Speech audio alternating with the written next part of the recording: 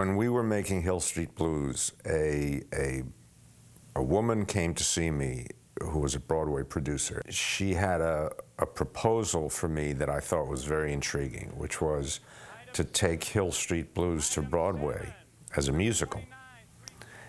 And I thought, gee, that's an audacious concept. And I went up to see Arthur Price, who then was the head of MTM, after Grant Tinker had left. And he shot the idea down for all kinds of reasons that were probably valid. And hey, Yeah. let's be careful out there. Let's be careful out there. But the idea stuck in my head for years afterwards, you know, and when I finally had this 10-episode commitment from ABC for all those shows, I thought, well, you know, what am I going to do, make 10 versions of the same thing? Let's be bold, let's take some chances. And hearkening back to that original idea, I thought, well, if I can't take a cop show to Broadway, what if I bring Broadway to a cop show? This ain't a question of black or white. It's a plain, simple matter of blue. Yeah. What kind of world do we live in? Every single person I told the idea to just thought it was a terrible idea. And we'd like to thank you, Honor. We've served justice here today. Poor Bob Iger, you know, who ran ABC in those days. He said, I always wanted a cop show from you, but a musical cop show? I want this jail. I want it fast. Yes, ma'am. Everybody sort of indulged this fantasy that I had of making this thing. I got a hold, I'd never met him before, I got a hold of Randy Newman. Days of sunshine, tears and rain. I think Randy is arguably the best songwriter of our generation, you know, a remarkable, gifted guy. And so to have 5 Randy Newman songs in this pilot, and Greg Hoblet just directed the hell out of it. It had some really, really, really extraordinary moments in it, I thought. And I knew we weren't going to have Randy Newman every episode, and so that clearly not just in terms of the level of talent of our songwriters, but the lack of time in which to really develop them properly was going to cost us something in terms of overall quality. And it did. You know, I don't think the songs in subsequent episodes were anything nearly as compelling as what Randy wrote. Step up, chump. Let's see what you got. Gonna be coming for you, ready or not. Tomorrow morning, we're gonna be free. You better be watching your back. Get in the car. Now, we got a car. He came to meet me, and we had a meeting. And I told him the idea, and he said, it's terrible. It'll never work. And I talked him into it.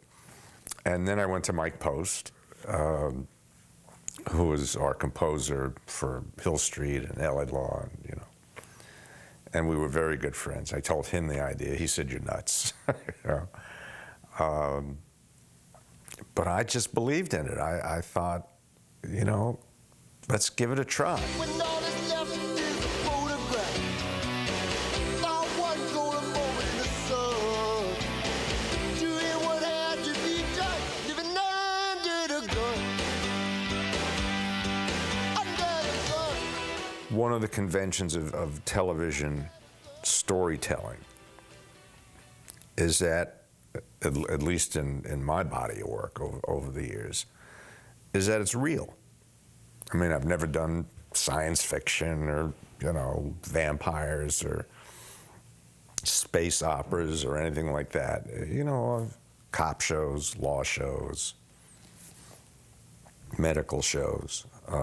Always try to be as realistic as we can be.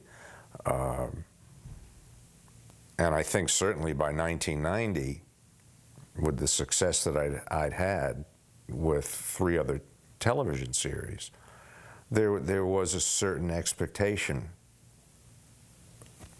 regarding the realistic portrayal of cops and lawyers and doctors. And as long as we were going to be making a musical cop show, I think I just wanted to tell our audience from the outset that this is going to be different, that this was a musical. And I couldn't have imagined anyone better to sort of make that statement for us than Randy. That was a very conscious choice to sort of wave our flag and to say, you know, this is what we're doing.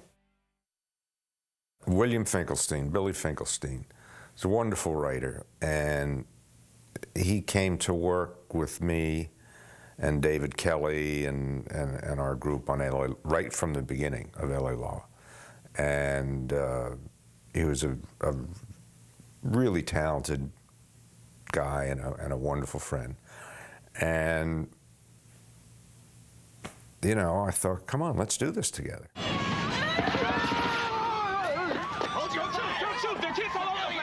Billy and I wrote the pilot together. When you're doing a television series, notwithstanding the occasional emergence of a star like David Kelly, who was known for his ability to go in a room and come out 2 days later with a script. I mean, I couldn't do that. I could never do that. And the nature of our agreement with ABC was to provide them with 10 television series over 7 years.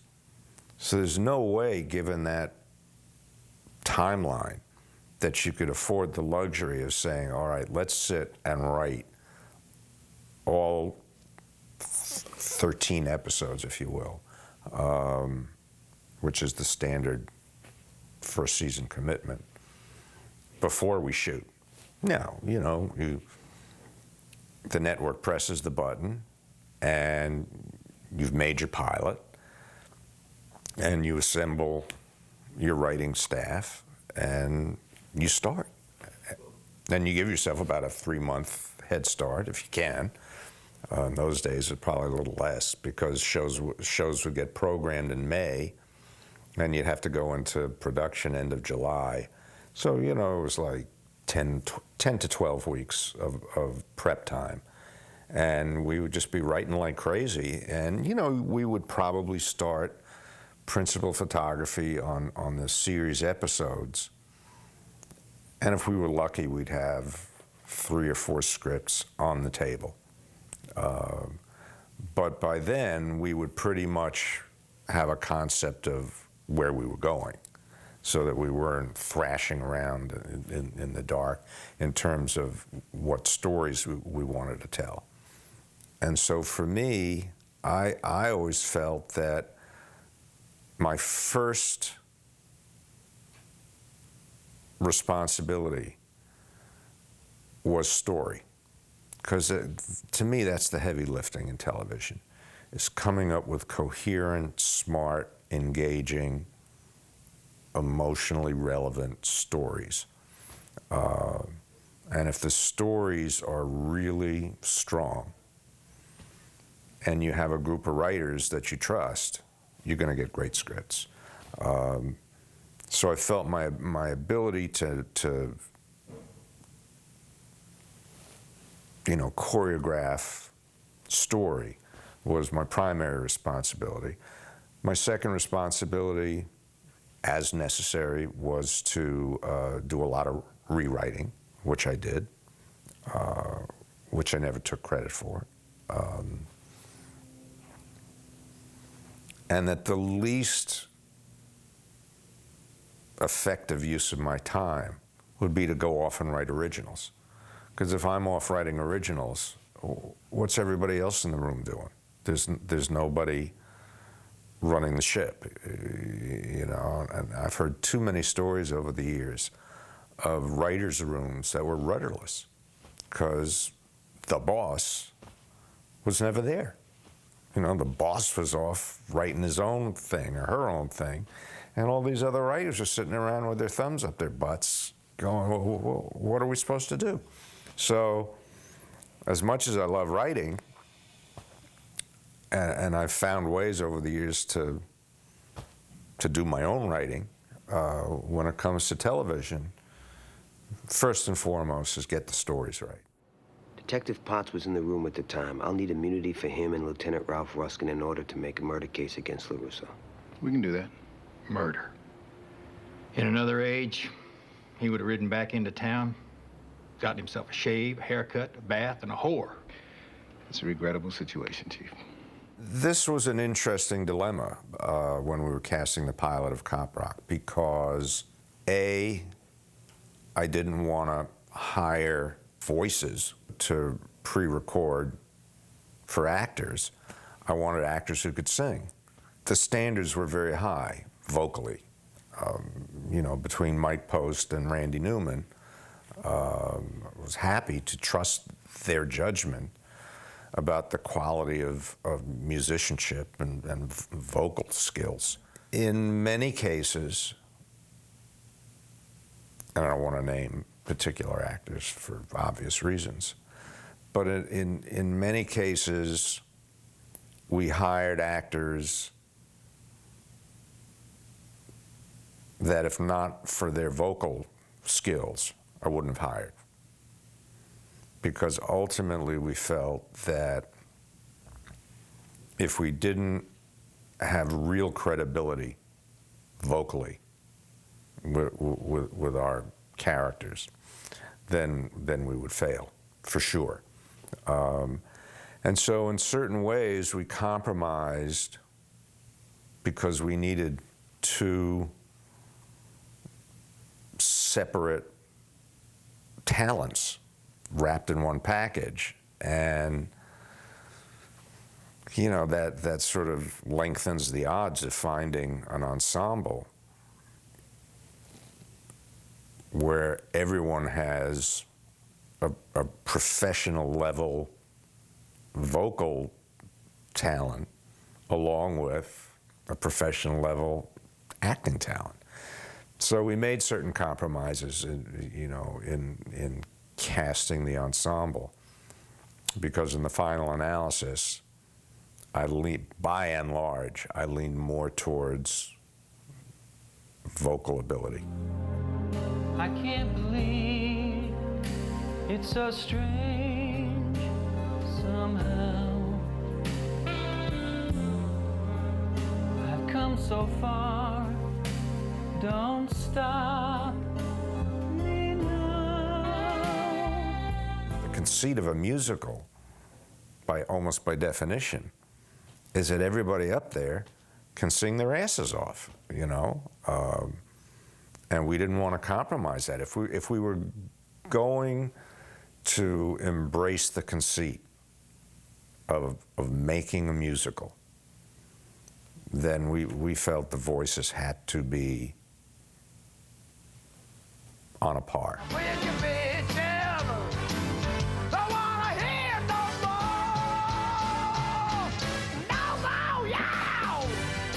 The most complicated part of Cop Rock was the technical aspect of it. How do you make a real musical on a television budget and a television schedule? And we figured it out. Mike Post figured it out. Because one of the things that I wanted to make sure was that all of our performances were live. Life in the hood ain't no piece of pie. Anybody can die when the bullets fly. And so we wound up with this enormous sound truck outside of the soundstage. And we literally recorded these songs live. I wanna go bumpty, bumpty. I wanna go woozy, woo, woo, woo. Gotta go bumpty, bumpty. Bumpty, bumpty with you. I think we probably had live playback and the vocals on stage. We didn't have, you know, a rock band or whatever. The vocals were live. When we were shooting the pilot, we had this incredibly elaborate song sequence in a courtroom, and the song is called "He's Guilty." I want to thank the jury. And I'd like to thank my Carl Anderson was the judge in the courtroom and sang, you know, a significant piece of that song that Randy wrote called "He's Guilty." And the jury in that sequence morphed into a gospel choir. I mean, it was great. I loved it. Took us all night to shoot it. You know, Randy wrote 5 songs for the show, for the pilot, and they were all wonderful. They were really terrific. Sort of a rap opening number, a couple of ballads, and this courtroom song, which was so elaborate in its production elements, but it was just great. And then this beautiful haunting song that he wrote for the very end of the piece that Kathleen Wilhoit sang, which was wonderful, really wonderful. Close your eyes now, little girl. Go to sleep, my little baby. Sandman's coming soon, you know he's coming soon. I think after Randy, who was not going to stay with the series, he just wrote the 5 songs for the pilot. Mike Post employed a group of songwriters. I think we had 4 or 5 songwriters. And what I did was I included them in our story meetings so that they became an extension of our writing group. And I approached it essentially as I would any other show, a cop show, a law show. You know, what are our stories? You know, who's featured in this? You know, what are all the elements that we want in the story? And then we would try to identify essentially 5 scenes that could be played out in song. And what you wanted were scenes that really drove the action in some fundamental way. And with our songwriters, as part of our group, I mean, they were immersed in not only the individual episodes, but in the flow of the entire storyline, because there were ongoing elements to the stories. And then once we identified what we wanted those 5 songs to be about and where we spotted them in the story structure, they'd go off and write. And, you know, Mike Post supervised that process. And then it would be like having scripts come in, first draft scripts. So, you know, a first draft song would come in, and either we loved it or we didn't like it, or we liked some of it, and, you know, and then they'd go back and fix and redo. It was a grueling schedule, you know, just complicated in terms of fitting all these elements into 1 hour of television, and having all these writers, you know, script writers, songwriters. But once we mastered the process, and we did, I mean, we pretty much came up with systems and got the process going, and realized that we could actually pretty much make this thing on, on a TV schedule. I thought, in like Flynn.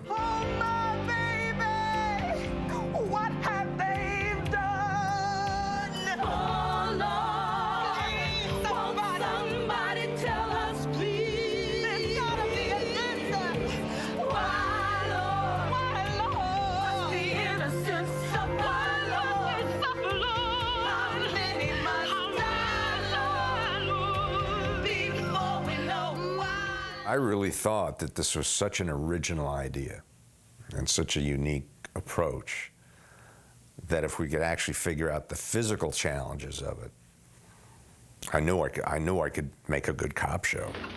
You gonna read me my rights or what?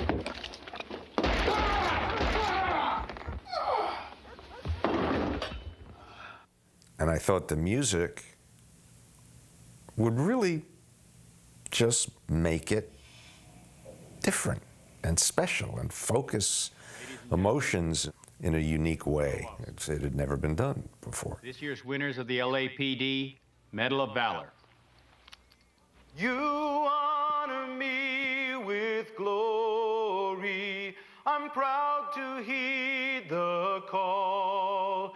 But if one of us is a hero, then we're heroes all. And of course, it was a disaster. It was an absolute disaster. I think audiences rejected it before we ever went on the air. I mean, it wasn't like, gee, this is such a curious, interesting idea. Let's give it a try, and and then it goes down from there. Nobody even tuned in, practically. I mean, it was. I think people were actually turned off by the concept, by the promotional material, by however they were, doing it, the promotional ads on, spots on TV and all that stuff. Now what you thinking? What are you going through? Now that your worst dream is coming true. Hey! Your numbers up. I tried to tell you. Your numbers up. And I remember when you told me. Your numbers up. I said, sure last night. Your numbers up. I think the first song came too early in the piece relative to an audience buying into the characters and the story. And so the discomfort of seeing these characters in the midst of a major melodramatic action piece breaking into song, I think really disrupted an audience's attention and commitment to what we were doing. And, maybe if it had come 5 minutes later, it would have made a difference. I don't know. I mean, I tried to analyze it after the fact, and, the best I could come up with was that people were embarrassed by it on a certain level. It's one thing when you walk into a Broadway theater and the conventions of a Broadway musical being what they are, that's what you're going there for.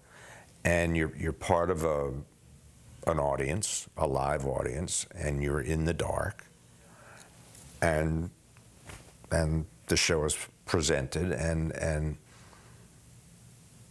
My Fair Lady or whatever West Side Story, you come into the theater with a certain expectation. Well, no one had ever done anything like this television before, and it's not a communal experience. You're not sitting with 500, 600, 800 people in a darkened theater watching a stage production. You're sitting at home drinking a beer in your underwear, and the TV's over there in the corner, and I just think in some weird way it made people uncomfortable. It's just sort of like, your Uncle Bernie gets loaded at Thanksgiving and starts singing songs or something. This is your lucky day. We're going for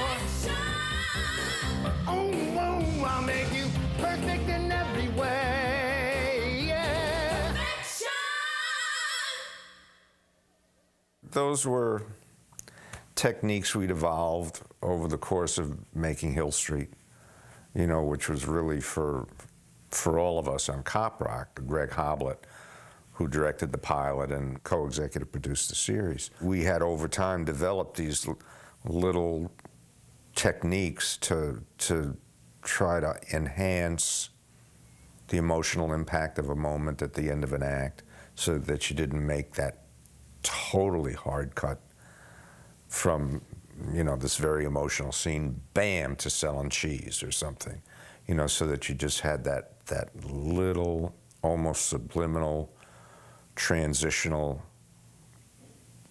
fade to black, you know, to let an audience kind of settle into the moment.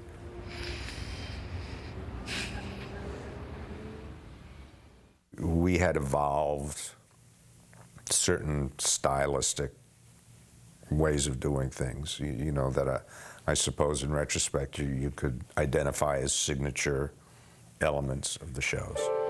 Could this be a face that someone could love?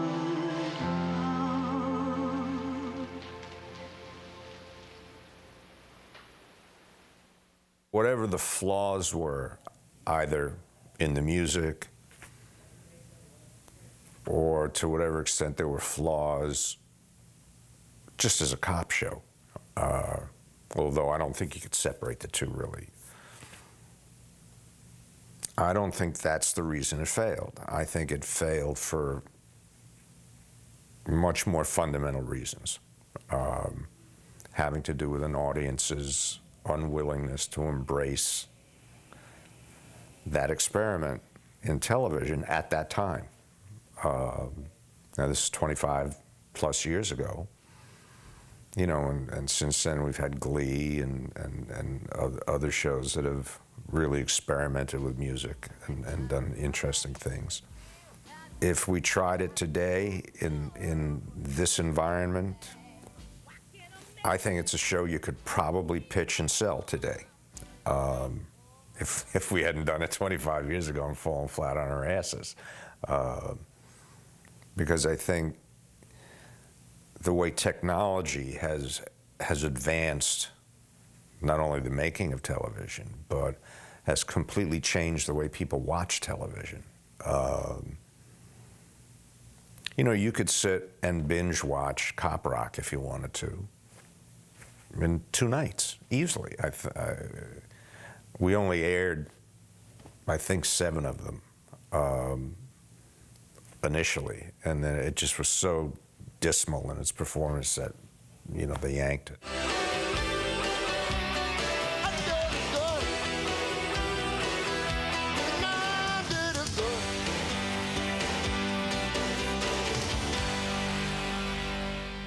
I was as conscious of wanting to make a good cop show as I was of wanting to make a musical. How do I make the memories lay down and die? I say goodbye.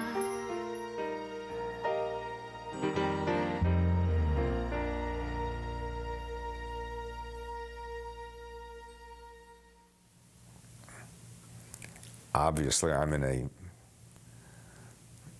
very small minority of people who really liked it, with all its flaws, whatever it was. I just thought it was such a great effort, but more than just the effort. I mean, everybody makes a great effort in success or failure. It's hard work making a television series, and people work very, very hard to make them. But I just thought it was terrific, you know. Whatever its flaws were, I just thought it was bold. It had never been done before. I guess you could argue, well, now we know why, you know. I can't believe they canceled us. Yeah, I know. I only got to sing 1 song. 2. Excuse me, one. No, two. You sang that one song here in the office, what do you call it? How to Love a Woman, and the song in the dream sequence where they hang me in my underwear. Yeah, but that wasn't my song, that was Carl's. Oh, well, you still got to sing in it. I only got one song the whole time. Well, you're not really a singer. What do you mean I'm not really a singer? I started in this business as a singer.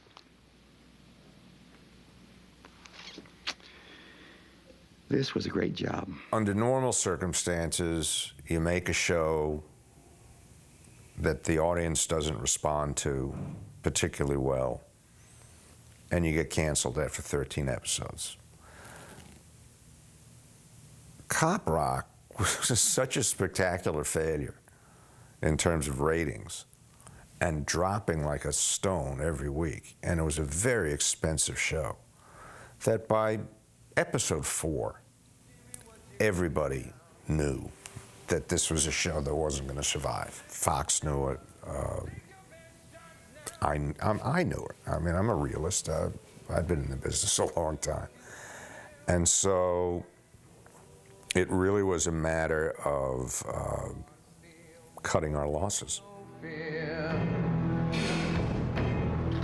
If you come for me, better say your last goodbyes. 'Cause the man who does is gonna be the man who dies. The network had an awful lot of money invested in this thing, and it was a busted investment. And you just, if you're going to be a responsible producer, you have to acknowledge that. And we did, and we finished our shows with a certain amount of creative defiance, you know, and that was it. We're out right into the sunset. Proud as I can be. Knowing there's equal justice here at ABC. When they came to me and said, look, this is the situation we're facing. It's a very expensive show. It's not doing well at all. We're hemorrhaging money.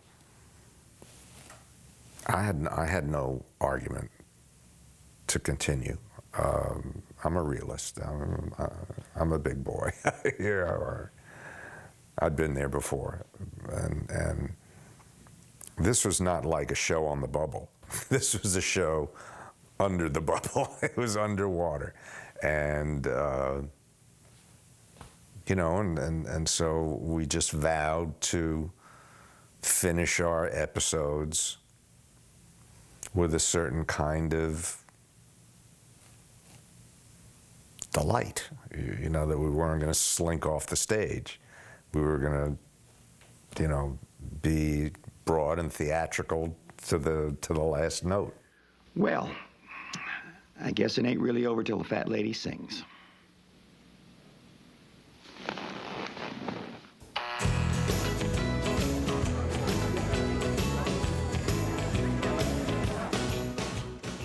It may not have been our best episode, but it was memorable because it was our last episode, and it was called It Ain't Over Till the Fat Lady Sings. Responding to the fact that this was done. We were essentially, we were out of gas, Yeah, it was pretty far out, and I liked that episode.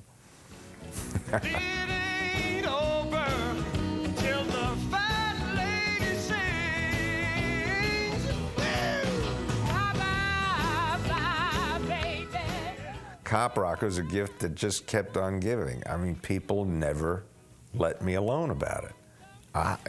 For me, I was very disappointed in its failure, as I am with any show that I do that doesn't succeed. Maybe more so even with Cop Rock, because I thought it truly was, an innovative attempt at something fresh. And every time something failed egregiously or had a musical element to it, critics would invoke Cop Rock yet again. I mean, it never stopped. It just never stopped. So, no, I'm not defensive about it. I'm proud of it. I always was. But if people hadn't sort of defined Cop Rock as almost iconic in its failure, you know, I would have just moved on, as I did, to other stuff. I think right after Cop Rock, we did a show called Civil Wars that Billy Finkelstein wrote, and Greg Hobbit and he were executive producers on. And while that was on, David Milch and I were developing NYPD Blue, which originally had been intended to go on the air in 1992. And we had so much conflict with network censors about the content of the show that I pulled it. You know, I just wasn't going to comply with what they wanted, and they wouldn't air what we were insisting on. So it took an additional year before, you know, Bob and I were able to come to terms with what we were doing. I've got the plastic, I'm A-OK. Just write your ticket, fax it to my CP. Nothing to eat. Hey, can anybody hear me? I want to thank you for your time and for the sweet thing that you've done. I haven't seen Cop Rock in 25 years. I've never I don't generally go back and look at my old stuff. And I don't know, maybe it'll just embarrass the hell out of me, for all I know. I don't care. But all I do know is that over the course of the last 25 years, there has been a small segment of the viewing audience that loved it. And for years and years, I would get letters, and still occasionally get notes from people saying, how can I get a hold of Cop Rock? You know, how can I access those episodes? And I would say, you know, write to 20th Century Fox or whatever. I mean, it's never been done. So for those thimbleful of enthusiasts, I'm glad this is going to be out there for them to, you know, reminisce with.